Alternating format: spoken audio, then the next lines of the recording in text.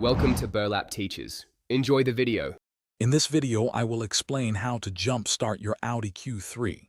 First, gather your jumper cables and a donor vehicle with a fully charged battery. Make sure both vehicles are completely turned off and in park or neutral with the parking brake engaged. Now, locate the positive and negative terminals on both your Audi's battery and the donor vehicle's battery. Safety is key, so double-check everything before proceeding to the next step. Now let's connect the cables.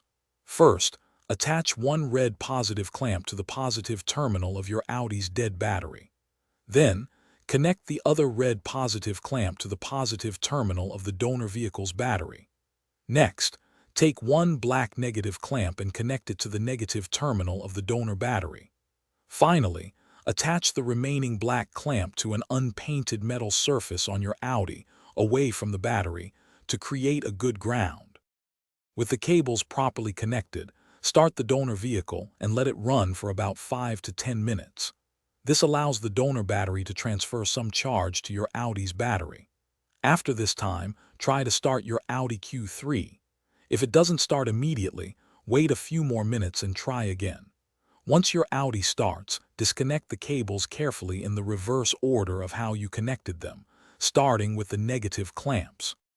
After successfully jump-starting your Audi, drive it for at least 20 to 30 minutes to allow the alternator to fully recharge the battery. If your car struggles to start again soon, it might indicate a deeper issue with your battery or charging system, so consider having it inspected by a professional. Also, for those looking for quality and comfort, check the description for a link to some fantastic socks with a lifetime warranty, along with other great deals you won't want to miss. Thanks for watching. Consider subscribing if this video helped you.